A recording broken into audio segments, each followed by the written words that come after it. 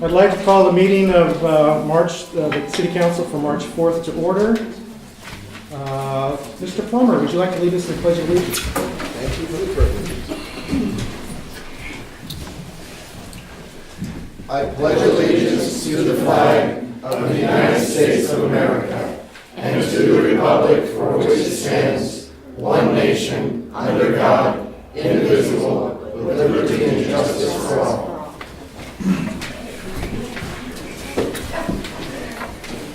Okay, item A is roll call. Yes, Councilmember Hawkins. Here. Councilmember Plummer. Present. Councilmember Such. Here. Councilmember Williams. Here. And Mayor Garaventa. Here. The City Attorney and City Administrator are present. Administrative Services Director. Here. Fire Chief. Here. Police Chief. Here. Community Development Director. Here. Everyone is here and present, Mr. Mayor. Thank you. Item B is City Clerk's report on agenda posting. At 3 p.m. on the 28th of February, the agenda was posted for public review. Okay. Item C is approval of the agenda. Is there any additions, subtractions, corrections?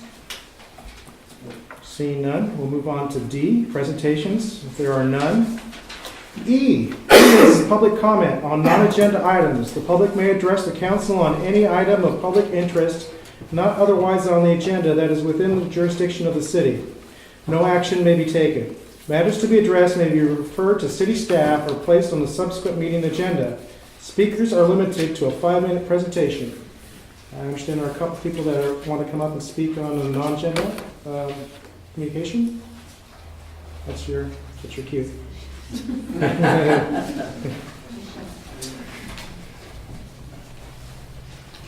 Good evening. This thing on? Yeah. It's on. Okay. My name is Earl Randall, and I was an officer of the Teamsters Union in the Bay Area 30 years ago, and I also had the homeless there. So it's not my first rodeo. But I work now for giving someone a chance. And we take the bus, it gives them showers and stuff like that. And then we have a trailer that pulls in beside us, and we give them clean clothes, underwear, and everything else before they take their showers and everything like that. And every time we do this twice a week.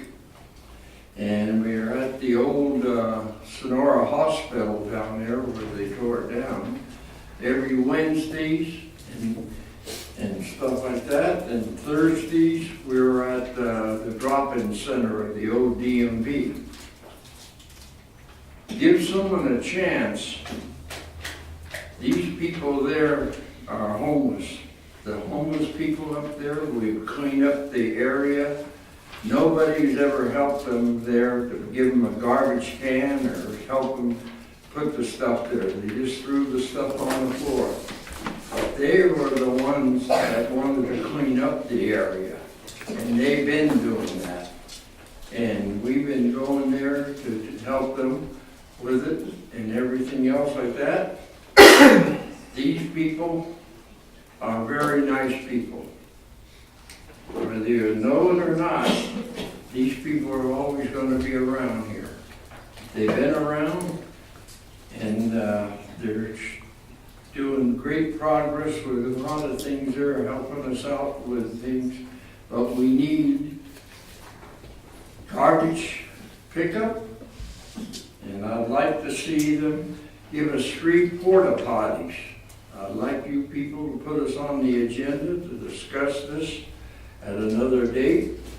At this time, I was going to try to get Tuolumne County to go with you people here to support us, to pay for these things here.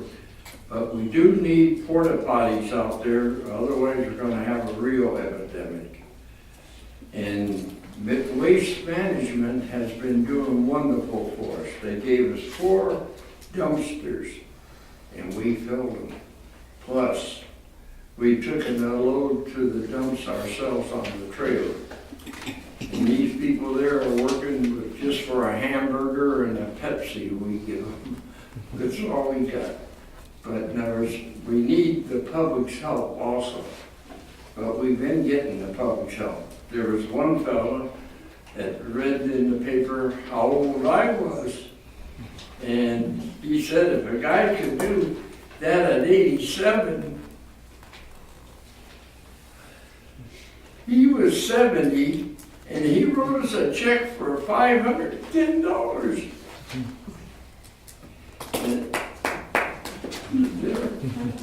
And the public's been trying to help out quite a bit. And I would like you people to take this into consideration, as if we do need those two things. We need other things too, but we also went down there to Modesto. They got 400 tents given to them, and they're nice tents, but they're also got it under control. They're on the right step. They got security guards over around the clock. They have the police driving through there. They're taking the people out of the park and putting them in these tents and stuff. But every 2 feet, there's bodies. People staying there are so close together. I've never seen anything so dirty, so terrible. It's the way the poor people live. But in other words, they're trying to get them out of the park and into these tents where they can clean up the park. 30 seconds, Mr. Randall. And we do need the public's help, and I appreciate it if you people put us on the agenda and see if we can get together on something. We're not asking for the moon, and I ain't asking you to build them tall Trump houses or otherwise. But we can do a lot together. We're doing our jobs, we're trying to help out and keep the county and the city clean. Thank you very much. Can I ask a Do you question? have any questions?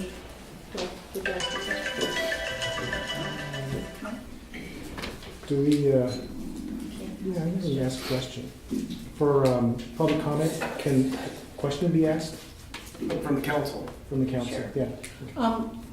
You had a newspaper article that had the tents. Was that the Modesto Bee? Yeah, would you like to see it? Please, thanks. Hand it to me and then I'll go through. Thank you. Thank you. Thanks, Earl. Did you I have a comment. comment I or want question? I want the council to know that this is the fourth time that I know of that give someone a chance and the homeless have gone out and helped to clean up the area. This isn't the first time. Is there anyone else like to speak on public comment? Hi, I was just going to take a minute to tell you about Tuolumne County Arts has a program called the In Focus competition and exhibition, and it opens this coming weekend. It isn't in the city limits, it's out at Angelo's Hall in Columbia, but TCA is in the city limits. So anyway, it opens this weekend. Sunday is the reception, and then we'll be there for the next 2 weekends and the 2 weeks between. And it's open every day from noon till 5:30. Where is it? At Angelo's Hall in Angela's Columbia. Hall, okay. Yeah, and we're going to have all the kids from 1st grade to 6th from Columbia Elementary School will be coming through as well. So we really get to have a lot of people see it there. So I want to invite you guys to see it. Cool, thanks. It's all the info. Thank you, Mayor. Anyone else? Hazel? Thank you. About our cleanup, we've created an incentive program to show people that our homeless people are not lazy bums. And what we're doing is we're working out the details of it as we speak now. Tim has helped us get 4 different dumpsters, the 2-yard dumpsters, through the waste management. And what we're doing is a pilot program to show that the homeless people will pick up their garbage if there's a place to put it. And what GSAC wants to do is try to promote this throughout the community so that people will help with footing the bill, because waste management shouldn't have to pay for everything. They paid for 4 of our dumpsters, and then one of our dumpsters we had to hire done. And that's when that $510 donation came through. But anyway, we want to keep the community clean, and so do the homeless. They don't want to be living in a rat-infested. And I many times I'm wondering about the fact of disease to all of us because of the rat infestation. And they can't because there's no place to put the garbage. It's not that they want to live in garbage. The majority of them are like you and I. They don't want to live in garbage. So what we've done is we have created a program, or we're in the midst of creating a program now where they have to pay for their luxury items. When I say a luxury item, I'm talking about a sleeping bag, I'm talking about a tent, I'm talking about tarps, I'm talking about flashlights, I'm talking about propane tanks, the small ones that they can put on their little cook stove. And what we're doing is, when they come for their showers, if they bring garbage, they get a token. Because we don't want to litter the property where we're giving showers with waste. So we're giving them a token. They bring down the bag that they collected, okay? And they pay for those items that I'm talking about, a certain, like if they want batteries, they have to bring 1 bag of garbage. They get a token, they bring it over, we check it on their checklist so that they are accounting for picking up the garbage and being paid for it with this type of thing. If it's 3 batteries, it's 1 bag of garbage. If it's D batteries, because they're more expensive, it's 2 bags of garbage. Okay, when it's a tent, because tents are very expensive for our organization to purchase, it's 24 bags of garbage. So when you reach that number, they will be issued a tent. We're no longer just giving them to them. They pay for it in garbage. We want to try to keep the community clean, and we need a whole lot of people to help us to keep it clean. If they have a dumpster, that allows us then to put that garbage directly in that dumpster and have it picked up once per week. But they're more than happy to pick up garbage. They were the ones that initiated this program in the first place when we went out for the 4th time to clean up the mountain, okay? There's 37 camps in Sonora. Not all of them have that much garbage because there's not as many in the camps as there happens to be in this certain area, as we all know, on Stockton Road.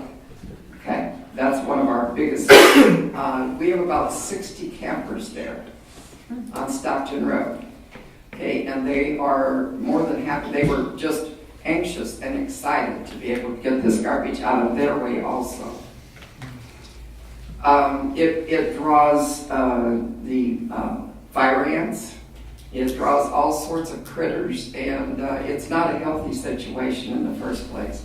And we're exposing them to that. Many times in my case management, I'm taking them to the hospital because of infections. Not from needles, but from the fact that they have to live among this garbage.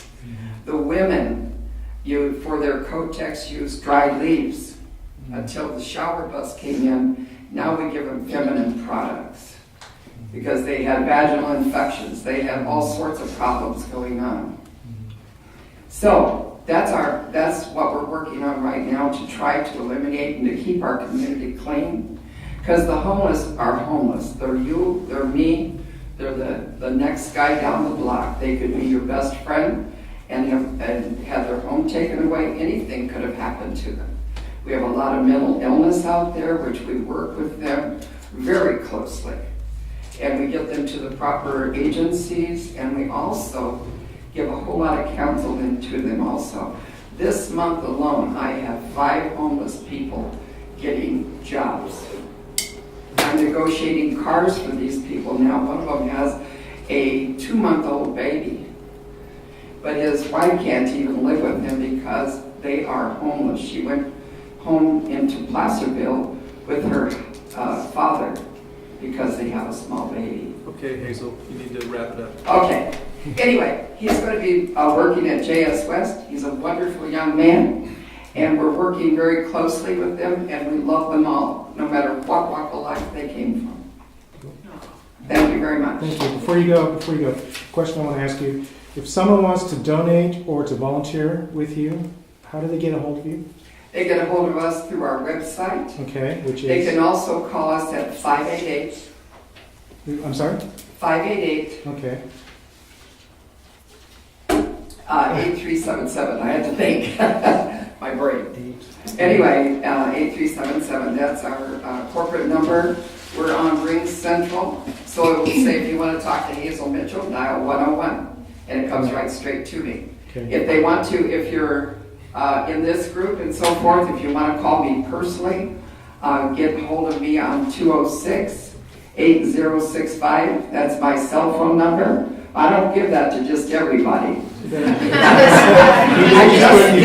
television. And that's okay, because I get inundated with phone calls anyway, and people that need help. Okay.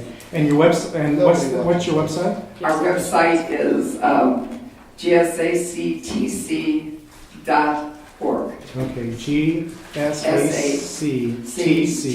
meaning Tuolumne County, Right.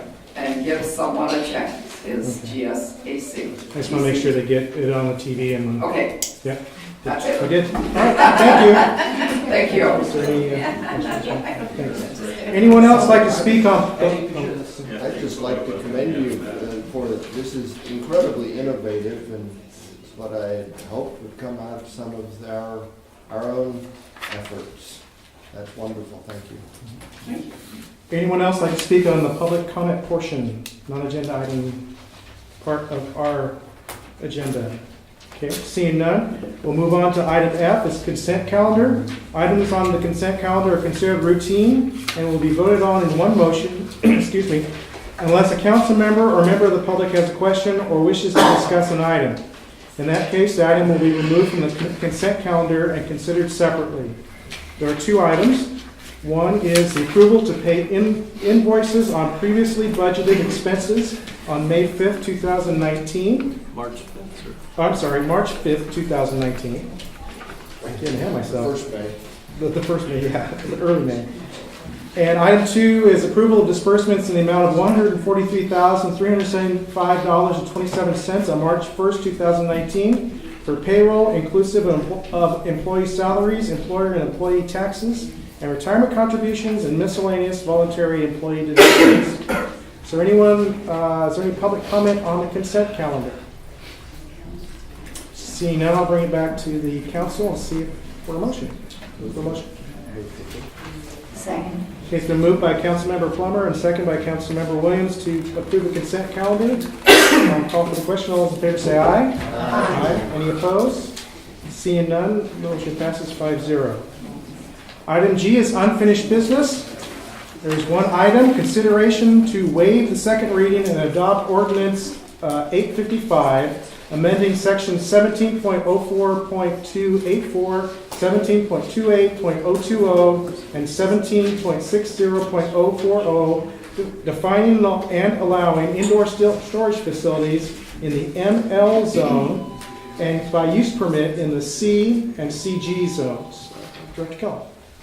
Thank you. As you stated, you pretty much explained what we're doing here. We are asking, staff is asking that you do approve waiving the second reading and adopting the ordinance related to indoor self-storage. If you have any questions, I'll be happy to answer them. We went through it pretty thoroughly last meeting, so. Any questions for staff? Yeah. Councilmember Such. So could we have an unlimited number of indoor self-storage units in the city limits with this ordinance? Does this allow an unlimited number of indoor self-storage units? It'll be one building. No, I know, but it's only allowing one building, or If someone finds a lot, can they build self-storage? Yes, they could, So as long as it's they not meet the limited. requirements. So, and the zoning requirements. They can't build it in every zone, so they have to meet the requirements. In an ML zone, it is a use allowed by right. That's our light industrial zone. In our C and our CG zone, they would require a use permit. So to just add on to that response, where it's a permitted use, there's little the city can do if they comply with all the other site plan and design review requirements. But with a use permit, if there's a frequency or a concentration in an area that the council or the planning commission is concerned about, through that use permit process, that could be one of the determinations. So it can't be just, the whole purpose of a use permit is it's an appropriate use in a particular location within that zone. And if it's not, then the commission has the discretion to not approve it. So there's a distinction between permitted uses and conditional uses. Okay. Any other questions for staff? Okay, seeing none, public comment? Does anyone like to comment on this item? Okay, seeing none, I'll bring it back to the council for discussion and or motion. I'll move that we approve waiving the Second reading. the second reading and adopt ordinance number 855, amending sections 17.04.284, 17.28.020, and 17.60.040, defining and allowing indoor storage facilities in the ML zone and by use permit in C and CG zones. Say that 10 times real fast. Is there a second? I'll say Okay. It's been moved by Mayor Pro Tem Hawkins and seconded by Councilmember Williams to waive the second reading and adopt ordinance 855. Any further discussion? Seeing none, I'll call for the question. All in favor say aye. Aye. Any opposed? Seeing none, the motion passes 5-0. Item H is public hearings. There are none.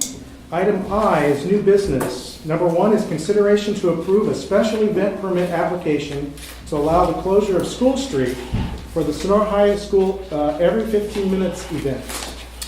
Is there someone? I'll Okay. introduce it and then invite the students up.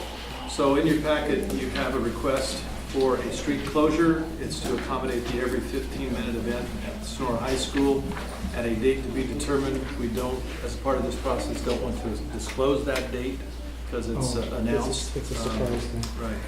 The closure would be on School Street between Snell and Washington and would be from the hours of 8 a.m. to 10:30 a.m. in the morning. Our recommendations include obtaining the special event permit, providing proper notice as required, the required liability insurance, and placing the road closed or detour signs as directed by Public Works. And now I would like to turn it over to the student representatives to explain their project or event.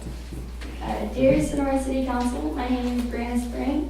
This is Sonia Stevens, Sammy Roscoe, Caitlin Rumsey, Alyssa Bowman, and Joseph Field, with the mentor Jackie Box. Did you know that traffic collisions are the leading cause of death among teenage youth? In fact, every 15 minutes, someone in the United States is injured or killed in an alcohol-related incident.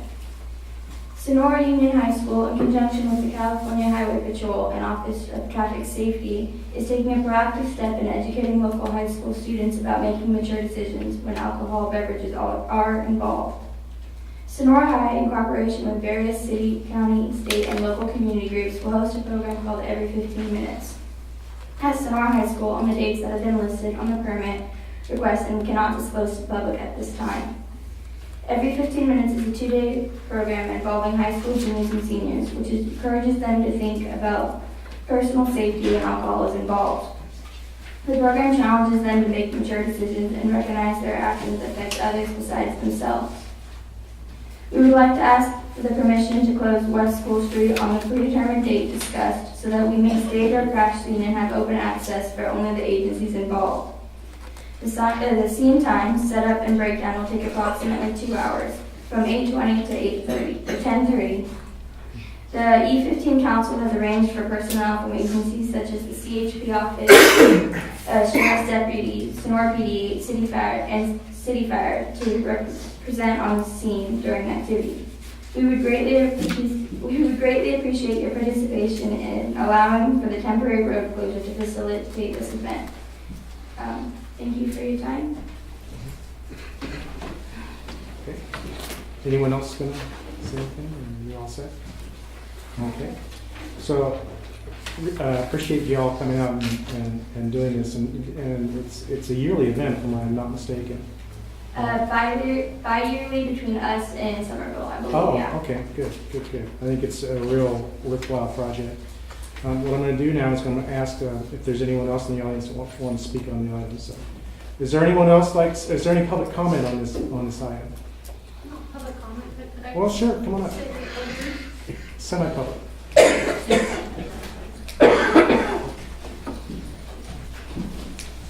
I just wanted to thank the students and Jackie for putting this on.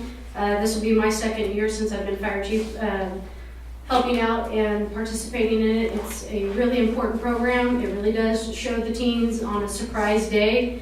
They're not expecting it. What can happen if somebody does get behind the wheel after they've had a couple of drinks and they see the sombersome outcome. And it includes not just the students, but all of their friends between freshmen all the way to senior, and the families, because they do a whole courtroom presentation. The moms and dad get that phone call that your son or daughter's been in an accident. And I'm sorry I get a little emotional because I had several friends pass away in high school. And so them putting this on means a lot to the community as well. So thank you guys. Thank you. Thank you. Appreciate it. Anyone else like to speak on this item? So I'll bring it back to the council for any discussion and/or motion. I'll make the motion. Second. Well, there we go. It's been moved by Councilmember Williams, second by Councilmember Plummer, to approve the special permit application allowing the closure of school streets for the every 15 minutes event. Is there any further discussion by the council? Seeing none, I'll call for the vote. All those in favor say aye. Aye. Any opposed? Passes 5-0. Good job. Thank you. Thank you. Thank you for your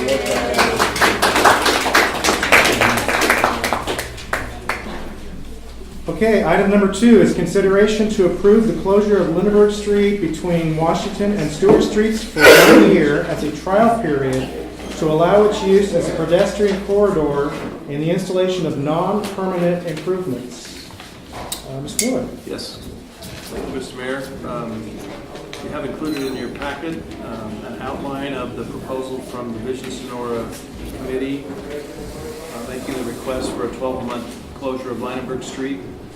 They've indicated that the purposes would include the, as a pedestrian walkway shown in the Vision Sonora plan, as a gathering place, event space as it's been used in the past.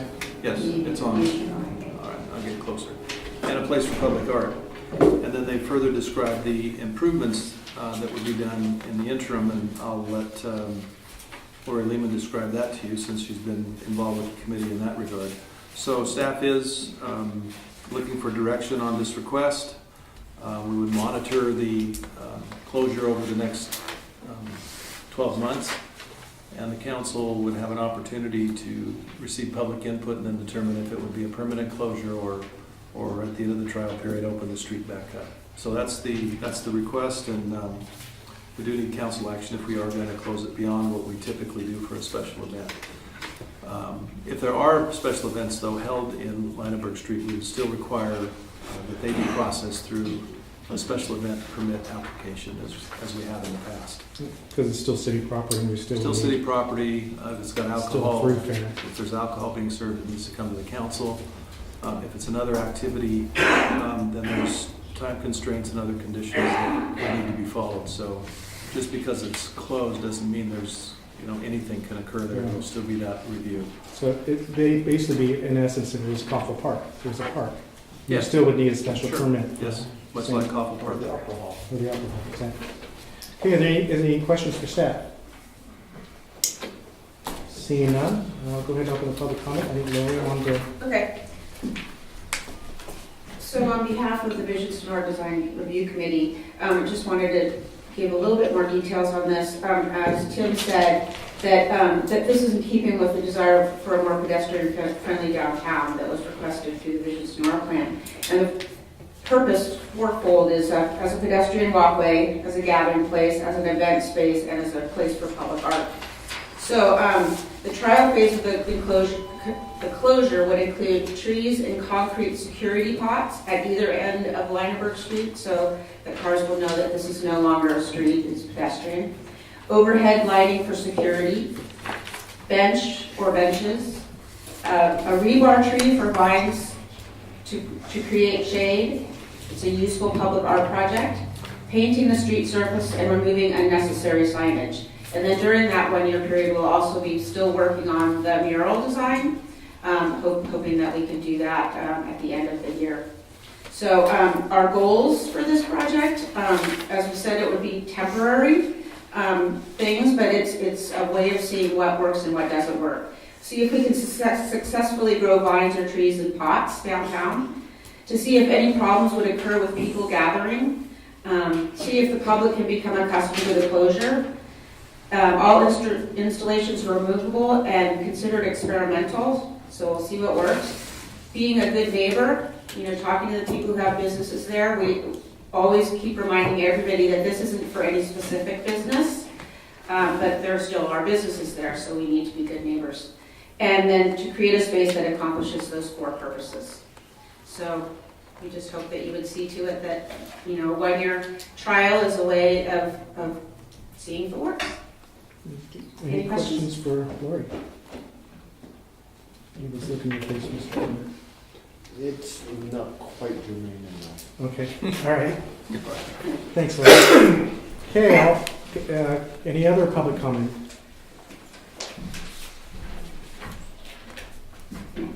Greetings, my name is Robert Newton, and I oppose the proposed closure of Lineberg Street. Specifically, it's a historic street. It's meant for vehicle traffic, and turning it into a little parkway like this, I don't think it fits in with Sonora at all. I mean, to me, it looks like an afterthought, kind of like a fake eyelash or eyebrow or something. And why don't we, instead of creating some new little area like this with plants and whatnot, why doesn't the city work on Coffle Park instead? And basically that's my reasoning. I mean, we have a park in Coffle, let's open that up and develop that, work on that public restroom. I mean, there's no restroom here. You have the pots. I mean, it looks like it's not part of what Sonora is. I mean, what are you turning Sonora into, a little party town or something? I mean, I like art. I'm an artist myself. I like murals. But I use that street. I don't want to see it closed. And I hope you take that into consideration. And that's basically all I have to say. Okay. Any questions for Mr. Newton? Is a 1 year trial make it more? Oh, the 1 year palatable? trial, I think that's excessive. I mean, if you're going to close it for a year, I mean, you're probably just going to close it forever. I'm not averse to closing it for special events. I have no problem with that, but removing that street from vehicle usage permanently, I just personally think that's a bad idea. I mean, I use that street. I like to cut across Washington and go the back way to Highway 49 or whatever, or to Save Mart. So I'll come, down Lyons Street, and I'll make that little turn and go. I'll use Lineberg. I use it, weekly or monthly. And it's a historic street, and I'm sure Emmanuel Lineberg would not appreciate you closing that. If you're familiar with Emmanuel Lineberg, I tried looking him up online, I didn't have much luck. But it's named after him, I do believe. You guys know much about him? Oh, yeah. Actually, I can give you a history on exactly why the side streets were put in. Mm-hmm. What was it for traffic? It was for fire breaks. Oh, fire breaks. Mm-hmm. So, but anyway, All right. any other questions for Mr. Newton? Thank you Thank very you. much. Thank you. Anyone else like to speak on this item? John?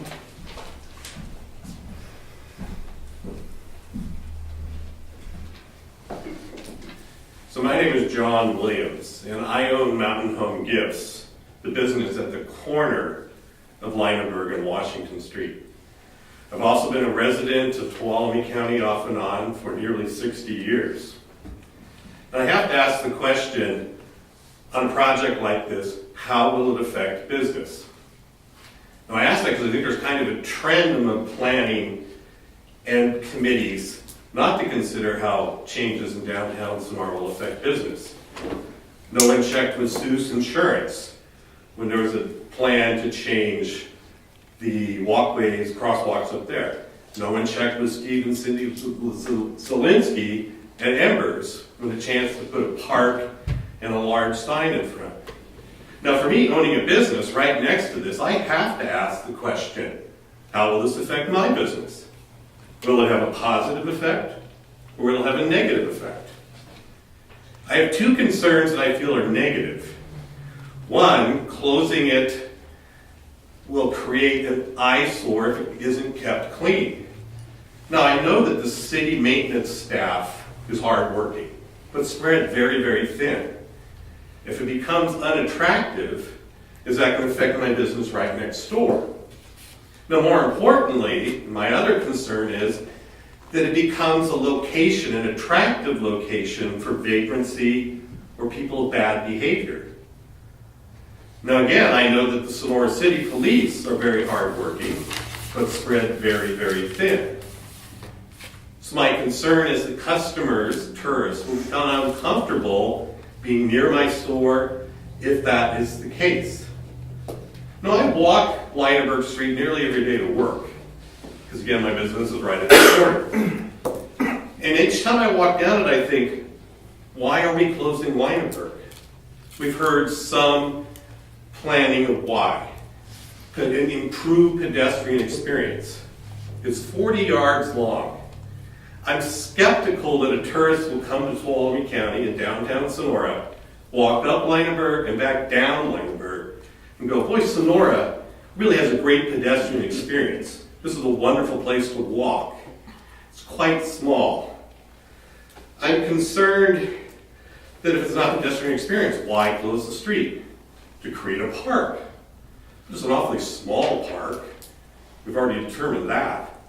Again, because I walk it every day, it's going to be a park between a cinder block wall and a stone wall that's going to bake anybody who wants to use the park any day over 90, 95, from June till September. And it's going to be wet any day it rains during the summer or during the winter. It doesn't seem like an attractive idea for a park. In addition, the most notable thing on Leineberg Street, which would be a park for people to be, is a bar. So I'm a little bewildered by that. So what, in fact, is the reason to close Leineberg Street? I can only think of one real reason, and that's a space for events. And this brings up the last concern for my business. What kind of events? We have to define this. Children's birthday parties? Weddings? The reality is there's only been 2 people who've asked to have events in that location in the last number of years. One, a private business that served alcohol on city property and had several rock bands, and the Chamber of Commerce, who also had a craft fair and large rock bands. Now, if you ask, how does an event have a negative effect on my business? It was so loud inside my store, I couldn't hear customers talking to me at the cash register.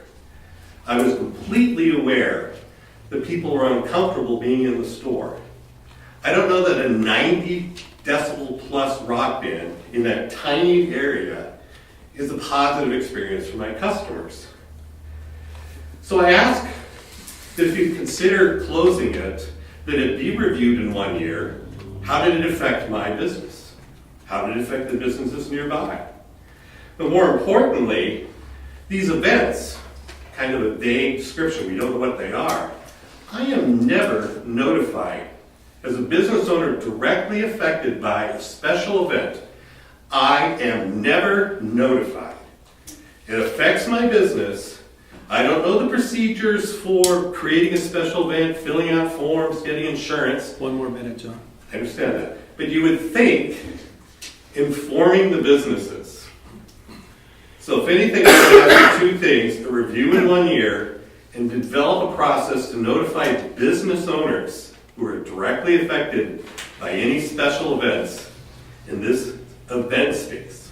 So thank you for your consideration. Sure. Any questions for Mr. Williams? Okay. No? Okay. Anyone else like to speak on this item?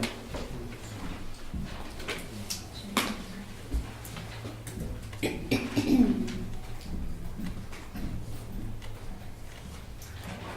evening. I too would like to see, if this Lindbergh Street is closed, to remember that initially when this plan started, rather than it being more for events or a specific business having their events, that there was a lot of discussion about tables and chairs and it being a nice shady park in a historic region that would enable people that are walking along to go to a restaurant and bring something out and sit there with their dog or their children and enjoy the quiet time when they can't, say, be in a restaurant because they have kids or animals, and really share the idea of, if it's going to be closed, with the business community and the arts community and the special business that takes advantage of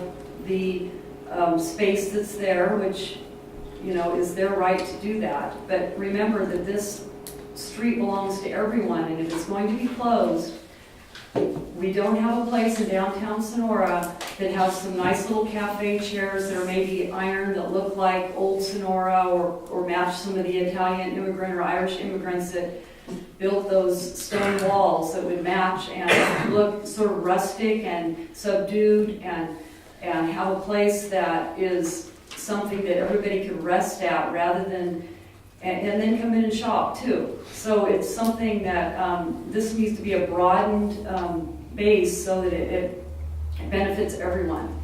Thank you. Any questions from Mary Ann? Sure. Thank you, Mr. Mayor. My name is Sharon Marovich. I'm representing the Tuolumne Heritage Committee. I think virtually all of John's concerns could be answered during the 1 year trial period. That's why we're asking that it be a 1 year trial period, so that there can be an evaluation as to, is this something that really works, or if it doesn't work, then it gets undone. So the trial run is really your way of judging how well this proposal works, that is in the Vision Sonora plan, and for many, many, many years was in the city general plan. Secondly, in terms of Lindbergh Street, it's my understanding from having read a little bit about it that it actually was a tributary of Sonora Creek. And I remember the late county historian Carlo Giaferri always liked to point out that at one point a man drowned in front of the Union Democrat, the current location of the building. So it shows it was, so when we're going up Washington Street, you cross two bridges. One is at Cockle Park and the other that was at Lindbergh Street. For some reason, perhaps the town was growing or so on, it was filled in and is no longer a tributary of Sonora Creek. The City Council has an unprecedented opportunity to create a place of beauty and utility in the heart of rural Sonora. That opportunity facing you this evening is to try a temporary closure of East Lindbergh Street, to see if the Vision Sonora plan and the supporters of this project are correct in our belief that this small piece of our town can have an impact on the public use and enjoyment of that space. I have participated in virtually all of the Vision Sonora process, And this was always something that seemed to be ringing bells with everyone who was participating. You can call it a linear park, you could call it an events venue, a pause in the busy life of downtown Sonora, an easy way to get to and from our major parking lots, or even a pocket park. But please let it happen. Your sequel review indicates there's no negative impacts are anticipated, especially relative to traffic. Some refining of the design needs to take place, and we're aware of that. But what you see in your packet is pretty much what the trial run proposes.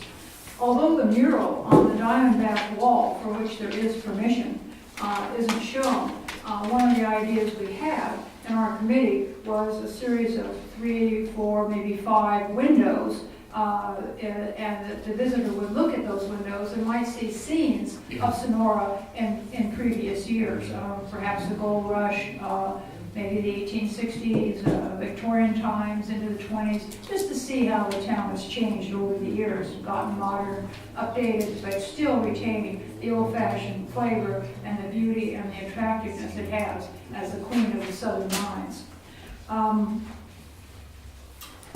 Please approve the temporary closure of East Lineberg Street and give our downtown streetscape a beautiful and multi-functional addition.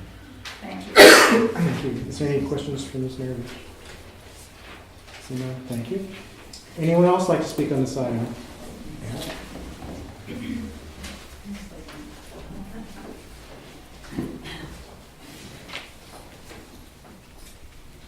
My name's Ann Leonard, and thank you for letting me address the board. As a dog lover and a dog walker, what I particularly like about this idea is it's an outdoor space. If you walk your downtown, that you can sit out with your dog. You can't take your dogs into businesses, restaurants, places where you can get something to drink, but that would be a place where dog walkers could find a place to sit on a bench with their dog. Maybe have some coffee or something to drink. So, thank you. Thanks. Any questions? Anyone else like to speak on this item? One more.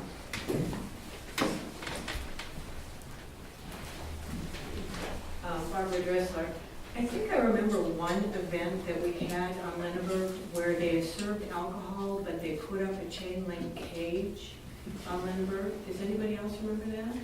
More than one, actually. Is there any restriction on something like that? It really looked horrible. And also, I do agree with John, the bands have no restrictions on the type of music played or how loud. And I live up on June Street and could hear every word. So it may be that just the two solid rock walls on either side create basically a sound situation. But if there could be some restrictions on exactly what they put up and how they play, that would be great. Any questions? Excuse me. Not sure if I'm going to do it again. Want some water? No, I'm fine. I got one here. Anyone else like to speak on this item? Ruby?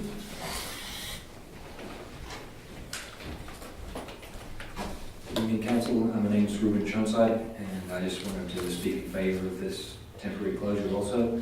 I think it's an opportunity to look at a new use for an underutilized space within the city. I think at encouraging probably some business opportunities, some community opportunity, and tourism opportunity, I think is something that the city is going to need to embrace further in the future. And this is a good opportunity to try something new. Thank you. Any questions for Ruben? Anyone else like to speak on this item? Last chance. Okay. I'm going to bring it back to the council. Okay, Mr. Mayor, if I could, just for the record, there was an email that was sent to all of the council members, and a copy left here, from Jan Hazen, who was in support of the trial period closure, cited a number of reasons for the support: safer place for pedestrians, beautification, gathering place, for art night, a place to showcase history, places for visitors, walker friendly downtown, and there are other ways to get autos to Stewart Street. So she was expressing support for the proposal. Okay. Discussion. I guess I've got a couple questions or concerns. It's going to be a one-year closure if it's approved. What's the process of looking back at it? Are we going to wait a full year, or will we come back to it in 10 months? That way, if it's not working out, it gives us the ability to be able to pull everything out so it's open back up in a year. How would that work out? So, if the council receives sufficient complaints, they could request to have it back on the agenda for discussion prior to the end of the 1 year, and then make a decision at that point. I was at a meeting when Mr. Williams was there with the design committee. He shared the same concerns there that he shared here. It's an indication that we need to maybe rethink a little bit our special event permits. I was going to ask that. That's the first, through his comments, we've learned of concerns about noise, particularly if it's during the hours that his business is open, and then tonight noise in general. And obviously there's concerns about vagrancy, and there's concerns about litter, and those are issues that we as a city and the organization, Vision Store Committee as an organization that's making this request is going to need to take care of down there, or there will be a problem. So, but I think through the special event permit process, we can address a lot of them. I guess my time's up. Through our special event process, we can address a lot of those concerns that have been raised tonight with regard to noise and how it may or may not affect the surrounding businesses. You brought up a comment about notification. Do we normally notify adjoining property owners when we have special events? Of those permits, or no, I should say differently. Of the streets that we have authority from the council to close, we just use a special event permit process, and there is not a notification, standard notification. But given the concerns that have been expressed, particularly at this location, I think we need to do that outreach. I mean, yeah, I'm inclined to agree with that. Yeah, I'd just like to speak to John's concern. I completely agree with you going in your business. You have a very peaceful business. I really have to give you a big compliment there. Very peaceful. So I'd be very frustrated too. The rock music's never bothered me, but I grew up in the grunge rock era, so it's a whole different thing. But yeah, I really would like to see the permit process revisited, just because I don't want any business downtown negatively affected. So, but that may be separate from this. So, one last thing, I guess, when we have trash cans and/or recycling bins inside this area. We'll certainly provide those as a part of what's installed. Okay. Important to do so. Yeah. Mark, did you have anything? I think Mr. Williams had some very important concerns. We might want to, as a council, poll some of the businesses before a year is up, 6 months out or 8 months out, to see if it has been. I'll probably hear from John personally if in fact there is a notable change, but we're hoping that this will be, at least I'm hoping that we will see this as better for business and not worse. That for me would be a killer at the end of a year. But further along the line, or the segue of this being for encouraging foot traffic and walking through Sonora, we probably should be making a stronger argument for improving our sidewalks, making them safer, smoother, etc. if we want our argument for this to be taken seriously. I'm personally going to support it, but I think we need to be consistent across the board there, recognizing that it's hard to get money for it. You know, not naively. Yeah. You could, what? Tim, do we have evacuation plans for catastrophic fires in this city? Or evacuation routes? The city's emergency plans do not specifically identify evacuation routes intentionally. Intentionally? Intentionally. So the theory or the concept is if you define a particular route and it doesn't suit the incident, then you've got people going in a direction that they shouldn't. The plans identify the travel routes, but they don't necessarily designate them as used as a route to use in all cases. So certainly. I'm certainly, I'm for a one-year trial. I have some concerns in case of catastrophic fire, however, that we be able to open this road quickly, so that if it's the appropriate route, that we're not restricting out of town. So even after a year, I think we need to be able to open up this street and not limit our evacuations. I think we live in a different era these days. I also would just like to remind the committee to please not over-decorate this. That's a lot of the criticism of it is it gets a little too decorated. So I would like to remind you not to over-decorate here. That's it. We'll see. They'll be given a chance, and either that we get it right the first time, or a lot of projects will probably meet a lot of resistance.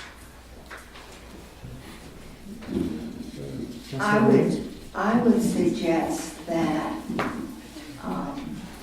when we get started, that we review it in 6 months, because it's going to take a little bit of time to make anything happen. I would also suggest to the committee that we re-look at the possibility of tables and chairs instead of the metal tree.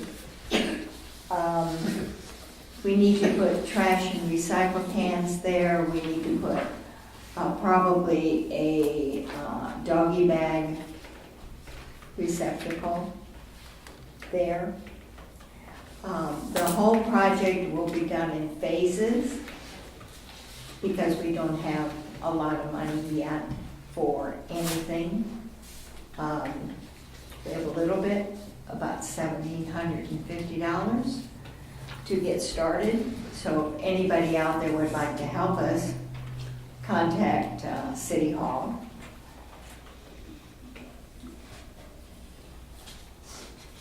I think a 1-year trial period will determine whether or not this should be done permanently.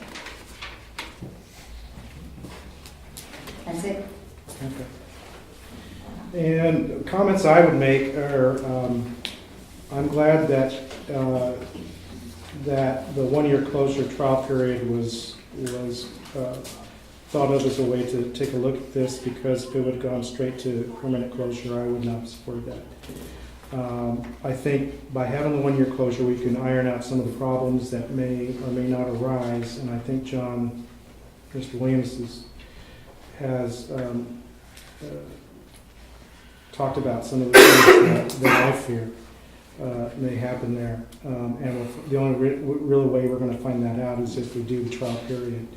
I'd hate to see it be permanently done and then cost so much money to do it permanently, and then find out that we have issues. And by doing it this way, we find out whether those issues will arise or won't arise. There's two things that I noticed here. One was painting the street surface. I'm not sure what the plans are for that and what the idea is for that, but it seems to me that painting a surface like that, one, is a little more permanent than what we're talking about But also it would be some sort of safety issue where you could slip on it or whatever. And so if I'd have to wonder what's about that. The other thing is I've sat in during the summer for the Art Mart, and it is hot. And it's not even with direct sunlight, it's hot. I don't know if some sort of shading apparatus could be temporarily put up to kind of test that out, to find out if we can have a summer there with under the temporary guidance, to see if there's at least a portion of it, to see if that changes anything. But I think that's something that should be looked into. Anyway. Next you'll be asking for fans to blow the hot air out. And misters. And misters, exactly. So, as I said, this will be done in phases, and we have talked about shading. And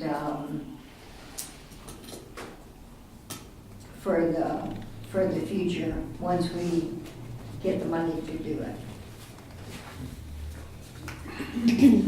Okay, any other discussion? The committee actually brought in a solar specialist to see where you needed to put a shaded structure. They've actually been pretty thorough in addressing that. Good. Okay. Looking for more discussion or a motion? Well, I'll make the motion to approve the closure of Lineberg Street between Washington and Stewart Streets for 1 year as a trial period to allow its use as a pedestrian corridor and the installation of non-permanent improvements. Okay, sir. I'll second it. Okay, moved by Councilmember Williams and seconded by Mayor Pro Tem Hawkins to go ahead with the 1 year closure test of Lineberg Street. Is there any further discussion? Mr. Clement. Connie, you had wanted to have a review after 6 months, I After believe. 6 Did you want months, to include that in your Yes. in your motion? Yes, 6 months after we get the street closed. A review by staff or a agenda item to discuss An it? agenda item, because I want to hear from the community. Okay, does the seconder agree to that? Oh, absolutely. Okay, all right, just want to make sure everything's... Okay, so it's been moved and seconded with the amendment. Any further discussion? Call for the question. All those in favor say aye. Aye. Any opposed? Seeing none, passes 5-0. Okay, the second item, number 2, as it appears. Sorry. Three. I just looked at it, saw that. Got to get better help. Yeah. Is consideration to approve resolution number 03-04-2019-A, imposing a 15% tax on gross receipts for any cannabis-related business operating without a development agreement. Mr. Miller or Mr. White? Mr. White. Yeah, Mayor, Council, what you have before you is a follow-up to Measure N, which was passed overwhelmingly by the city, to authorize the city council to set a tax rate on marijuana-related business operations within the city at an amount up to 15%.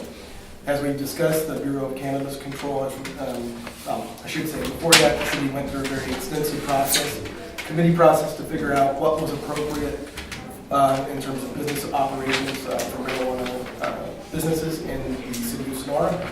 And the product of that was to allow certain businesses to operate, and one business is currently operating under a development agreement conditional use permit in the city of Sonora.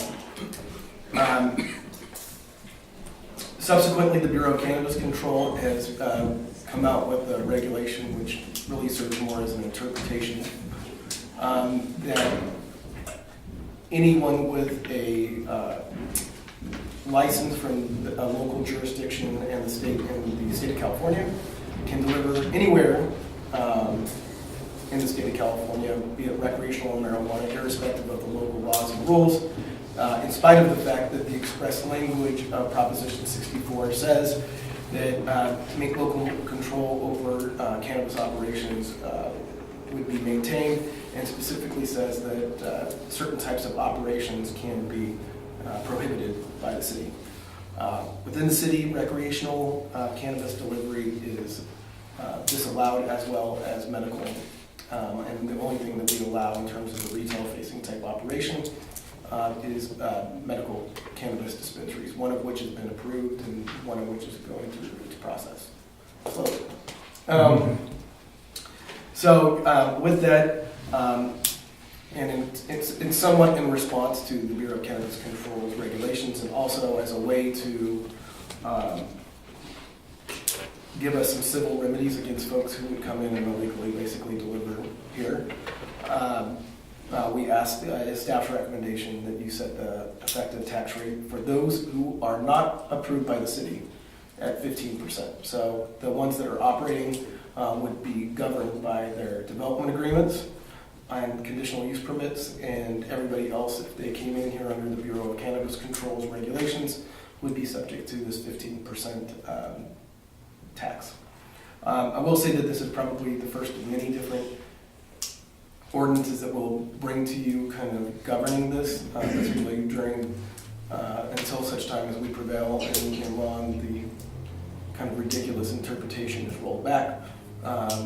But this is probably the first of one, and one of the more important ones that will give us some civil remedies, because those who get caught delivering and not paying the tax could be guilty of civil tax evasion and other relief. So with that, I'm happy to answer any questions that you have.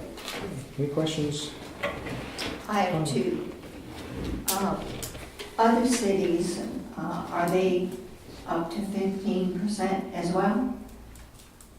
With the exception of all the cities that we represent, of those who have voted, which is about half of them, so we represent, as of yesterday, as of last week, 10, but 9.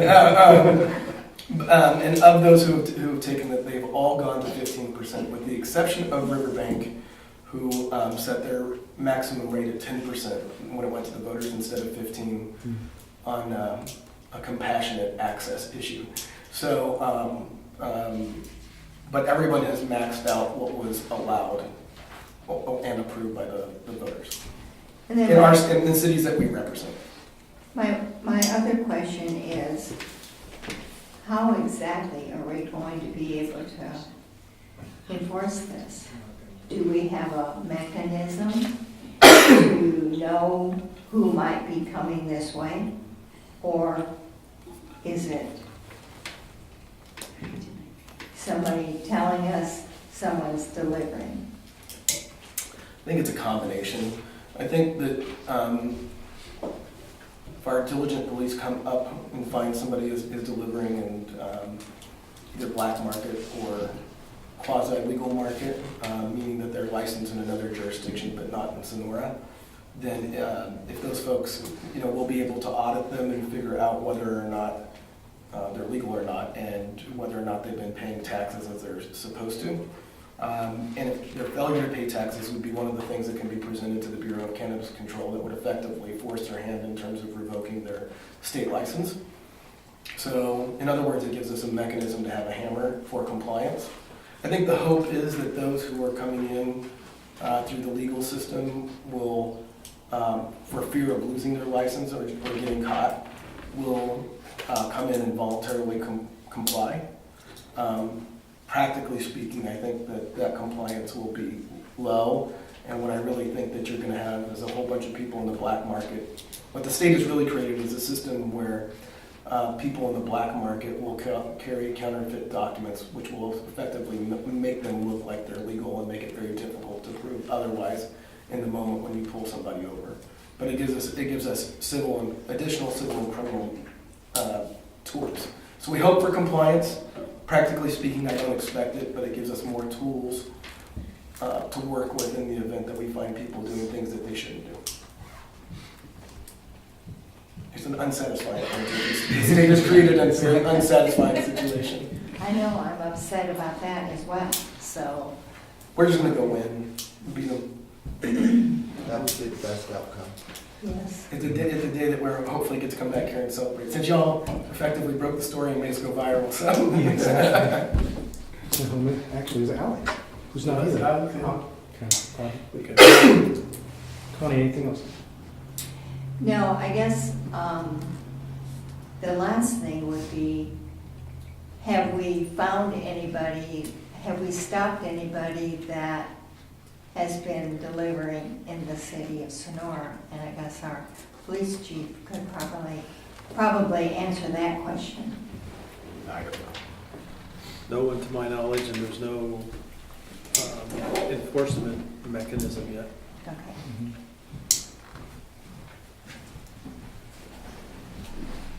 To my knowledge, we have not come into contact with anybody making such deliveries recently anyway. And this will be helpful in case we do. In case we do, and another enforcement option would be we could set up stings, resources provided, but yes. I would say that that's one of our recommendations, that we work with law enforcement after this mechanism goes in, is to set up stings to figure out, to eradicate some of the things. And Bureau of Cannabis Control did release today kind of like its second round of enforcement mechanisms of people who are effectively people who are illegally selling cannabis, pretending to be state licensed. Mr. Plummer. Counselor, I'm probably overly optimistic here, but my fine reading of this is that we get to charge them 15% of their gross. So, I'm afraid to ask the question, but is that of their gross that they sell in this county, or if they are a multi-billion-dollar business down in Southern California? I'd really like 15% of that gross. Unfortunately, no. It only means we can only charge basically at the point of sale. So the value of that transaction that happens in here. What you'll see subsequently is significant civil penalties in addition to the lost taxes for those who don't comply and don't pay taxes. So we will have other mechanisms to put real teeth in it in addition to the risk of losing their licenses, etc. Correct. I think the biggest threat for the folks who are for those who are actually legally licensed and are just trying to take advantage of this really poor Bureau of Cannabis Control regulation, while it still exists, most of them have spent a significant amount of money obtaining that license, and so there is reason to be optimistic that those people will come in and pay whatever the local tax rate is, for fear that cities like Sonora, who haven't allowed recreational marijuana as an example, will turn them into the state, and the state will then be forced to knock out their licenses. In my opinion, the Bureau of Cannabis Control regulations really come from basically a $700 million shortfall in what they projected in terms of taxes that would be earned off of cannabis businesses. So how do you make your projections correct? You force it to be a statewide program as opposed to doing that. But you can't just change the law on something that's been a ballot measure put before the city. You actually have to implement what people voted on. I know it's a novel idea. Wow. Gotta get them. Thank you. And then, I guess that pretty much covers it. Thank you. Okay, any more questions for staff before we go to public comment? One more. But the 15% is on recreational. It's on everything. It's on everything. It's on everything. Okay. It's taxable. Some medical is not taxable, but excise versus sales tax are different. So. Okay, seeing no more questions for staff, I'd like to open up public discussion. Anyone have public comment on this item? Mr. Morgan. I just had a comment. I'm not a user, so I don't have a point in the game. Does, at 15%, is that a legitimate business opportunity for somebody that's got their main business in a low tax county? In other words, are we encouraging people to come here by charging the 15%? No, we would be at the upper end of what's being charged in terms of taxes. It doesn't mean in cannabis that you couldn't make that profitable. It just means that you could actually, once you factor in the local taxes here, once you have to pay the state and stuff like that, it becomes much less attractive as an option. But still doable business-wise. worth more than gold on an ounce, so. Okay, anyone else? Anyone else has public comment on this? Marianne, go Just ahead. a kind of Yeah. similar question about that. I don't know what, Wait till you get the microphone. I haven't really been following all of the process that all of you've been going through with the cannabis, but I used to be a nurse practitioner, and my mother is 84 years old, and she has had severe inflammatory pain for I'd say 5 years, and we've tried everything, and she is finally on a CBD oil that does not have the THC, so there's no psychotropic effects, but it's been a miracle that she has no pain, and it's been life-changing for our entire family. So just being a business owner, knowing all of the taxes and all the fees and permits and everything you have to go through, that can't, marijuana being a plant product I see it as an agricultural commodity that has medicinal properties, that this is a positive thing. And if it's going to inhibit the ability for senior citizens, which we have many in this county, and it's been found to be especially effective in inflammatory pain of many types in senior citizens, that we don't want to make it less available. But it sounds like it won't be, as long as we have our normal dispensary that can still operate. And, Right, the local dispensary would not be subject to the tax. Okay. Prop 64, is it? Prop 64 promised, well, maybe you'd be better off kind of explaining exactly. Prop 64 promised that, there'd be local control over delivery and other things, but delivery. And what the state has done through the Bureau of Cannabis Control is to kind of do a blanket, allow it for everyone. And so what this 15% tax for those who didn't go through our process locally is kind of a counter action to what was done for our local. Okay, so it actually protects the dispensary from it would be protecting the local, it's kind of a not exactly what's the best term for it? I think it's counterintuitive to more normal business practice, but it's because it's protecting. More like an equalization to. Exactly, yeah. So, yeah, okay. Anyone else want to speak on this item? Okay, I'm going to bring it back to the council for discussion and/or motion. So again, it's staff's recommendation that council approve the 15% gross receipts of it. Okay. Any discussion? Yes. Okay. My feeling on Marion's question to us is that my perspective is that for the legitimate businesses that have gone through the many and expensive hoops that we have put up, that we have a duty to try and protect them, and that's where our interest lies in this question. So I support it because I want to protect the people the locals who have struggled to open a very nice business and apparently another one on the way. So that's it. So is that a motion, maybe? Or is there more discussion? That's just discussion at this point. Okay. Is there any other discussion? I was just going to say the workshop that we had, that we met for a long time, and we worked really, really, really hard. And it's just frustrating that, because the Bureau of Cannabis Control is not even elected, correct? Correct. So we have an unelected body undermining our democracy. And it's frustrating because we have people operating inside the city of Sonora that have played by the rules, done everything they're supposed to, and then in one foul swoop. So obviously this is not a be-all, end-all, but I have to support it because, again, I think it helps the people that have played by the rules and do the right thing, continues to help them do the right thing. Discussion on this end? I just thought of one more thing. if someone gets picked up for this, because all we're doing is just putting a 15% tax on the sale.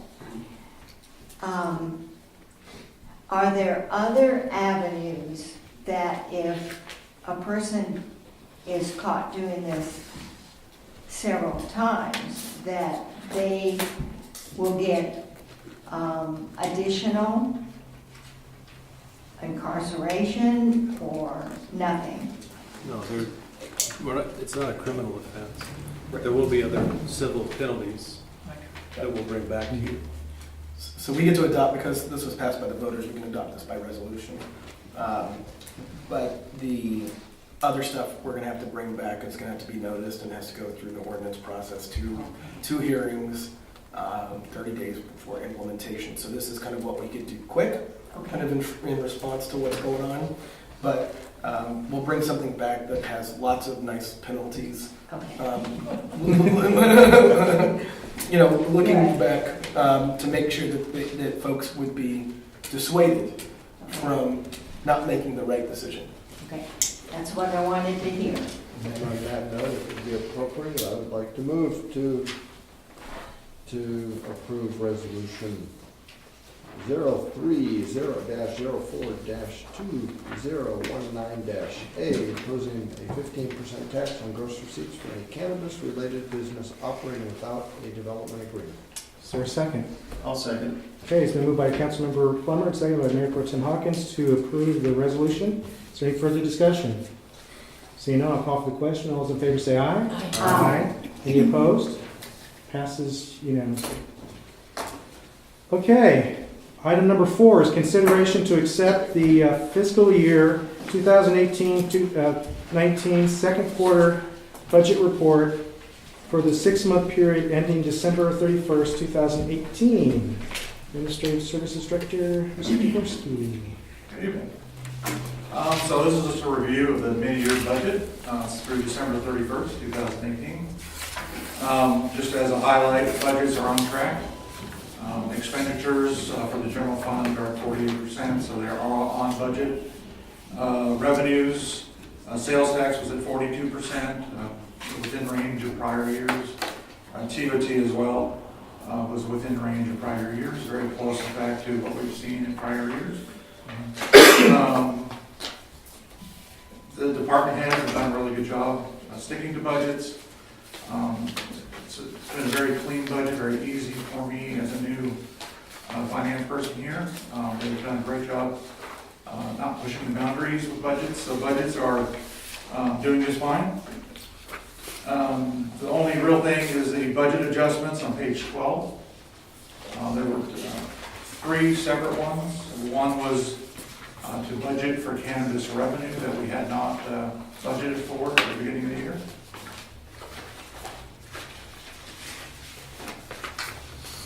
And so that to finish through June 2019, it's recommended that we do a revenue budget of $55,000 for cannabis.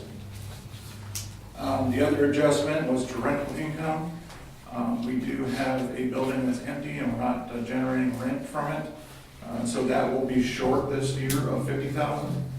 And so the net difference is at $5,000, so there's no effect to the total budget. And so we recommend that we put the $5,000 additional into the medical insurance premiums. The second half of the year, there was a 12% increase. This is going to help cover that. There is some slack in the expenditure budget going forward, so we hope to be able to cover most of that. But we would bring any additional adjustments in the third and fourth quarters. That's it? Okay, questions for staff? So I understand there's interest in our vacant building.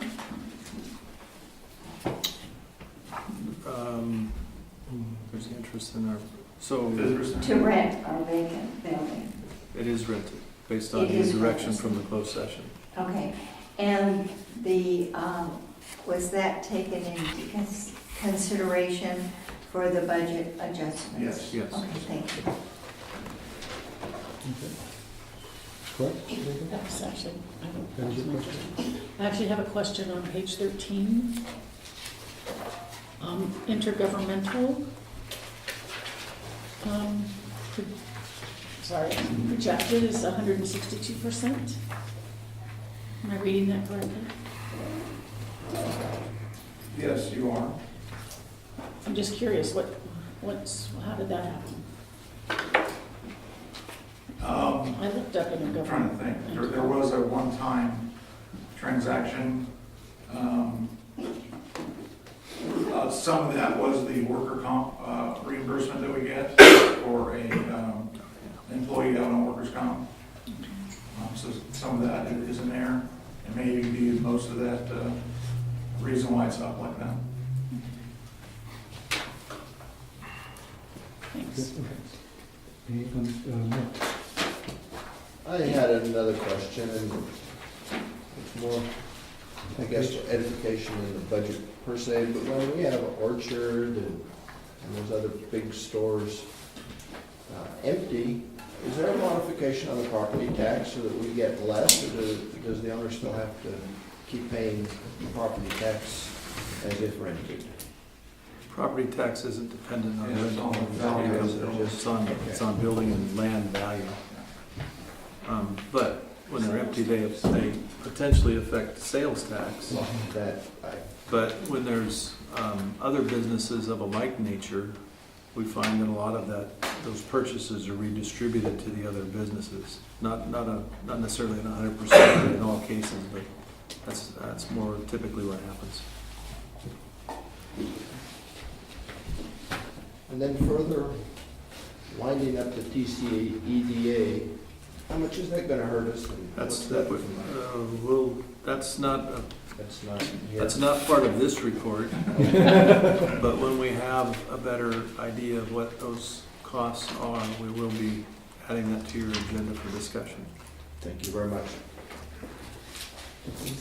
I had no questions. Okay. I do have a question on did you have something? No, I was like, saying thank you. Oh, okay. Question on page 16, the Measure I for the fire, and I'm not sure if you could answer this, maybe it's Amy's, but I noticed that over the trend over the 4 years for second quarter expenditures are trending up in kind of a, to me, a little significant way. 135, 196, 217, and 250, 100,000. I just wondered what's causing that. Oh, I see. 18, 19 is same as 250. Just from my experience, I mean, maybe Amy has a better answer. But there was chronic open positions, and I think now we've had most of the positions filled. Okay. Yeah, and most of that is we had the SAFER grant that was paying for that third engineer's position. Okay. And so now that we don't have okay. the SAFER grant, the Measure I is paying for part-time employees to fill that third position right now. Okay. So that's the increase. SAFER grant is open right now and closes March 22nd, and I'm working on it. So that'll be good. Okay, thank you. Any other questions for staff? Just a comment. On page 7, TOT tax.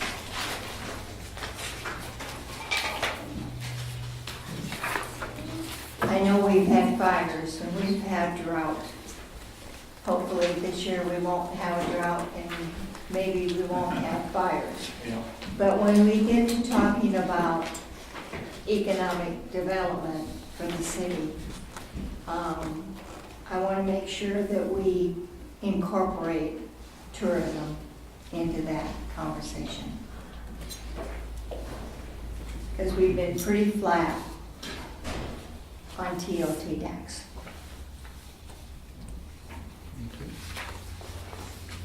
Okay, thanks. Okay, and open up for public, did you have something? Oh, okay, I thought you turned it on. Any public comment on this item? Seeing none, I will bring it back to the council for discussion and or motion.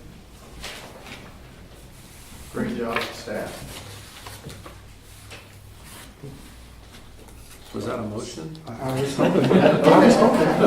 I don't want to interrupt anybody, so everyone's, So I move we accept the fiscal year 2018-19 second quarter budget report for the 6-month period ending December 31st, 2018. Second. Including the staff recommended adjustments. Yes.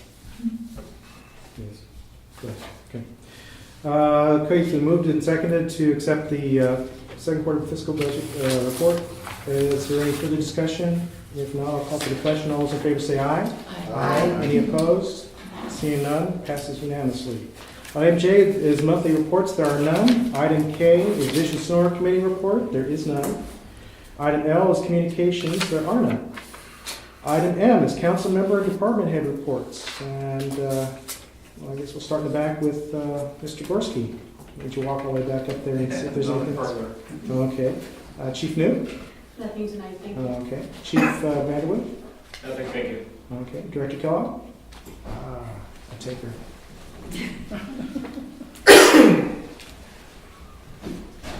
Sorry, I'll keep this short.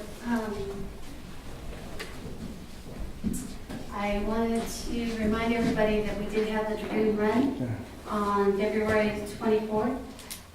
It was nice, it didn't rain. They lucked out. There was about 100 runners.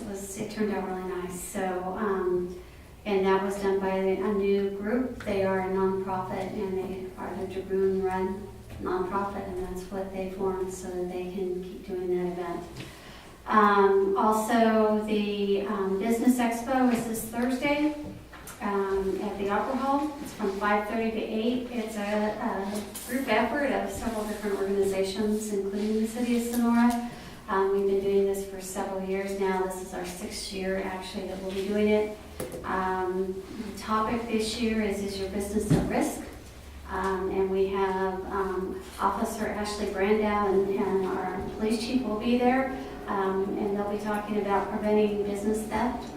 And then we have another gentleman that will be talking about all the new employment laws that are on the books that businesses will have to follow. It is free to any business. They don't even have to be in Palmy County. Lots of times we'll have people come up from the valley for these events, out of Oakdale or from Calaveras County. But it is available to all our businesses, so hopefully people take advantage of it. We moved it to evening this year. They were hoping that maybe we'd have a better attendance if we did it in the evening, so we are going to try that this year. So I have some flyers here if you guys want to grab one, you are welcome to. And then the other thing is we have baseline crew out at the trail right now. They're doing a bunch of clearing along the gulch and up on the banks behind the houses that on the city's property, the part that's our property, and kind of knocking out some of the dead and dying stuff that's occurred. They'll be working there this week and next week. So but I just want to let you know that we do have baseline out there. I didn't catch the hours for the Business Expo. It is from 5:30 to 8 o'clock on Thursday evening at the Sonora Opera Hall. And free admission. Free admission. That's right. Okay, thank you. Okay, esteemed city attorney. Nothing tonight? Okay. Our esteemed city manager. Nothing for me, thank you. Okay. Councilmember Williams. Okay, on the 20th, I attended the Irwin meeting. The 21st, I attended the Visitors Bureau Marketing meeting. We also had an Energy Action Plan working group meeting here at City Hall. On the 25th and 26th, I was involved in ADCA interviews for the executive director's position. We interviewed 9 people. We have 4 that we will be interviewing on Friday of this week again. The 28th, the Access Tuolumne Board meeting took place. On the 4th, which is today, the Tuolumne Chamber GAC meeting took place. And I would like to ask that that we bring back, that we, the council, agendize our special events permit and determine how we really need to handle special Sonora. And I would also like to have us agendize something to do with the porta potties, because our creeks are being inundated. I don't know that we can even afford to do anything, but maybe through conversations we can get some service clubs that would participate. So the word needs to get out and see if we can find some help somewhere. But I have no idea what the cost would be, but I think it's something that we need to look at. Councilmember Such. On the 20th, I also went to the Tuolumne County's Stan Irma committee. 21st, I attended Central Sierra Economic Development Council and went to an interesting meeting with the Sierra Business Council at Seven Sisters that evening. Lots of good work being done by that group. An interesting meeting? Yeah, it was very interesting. Okay. In a good way. On the 26th, I attended the Fire State Council meeting, and then just this last Thursday, Friday, Saturday, I was up in Butte County, and I met with the director of the Department of Emergency Services about their fire plans, and also worked in a warehouse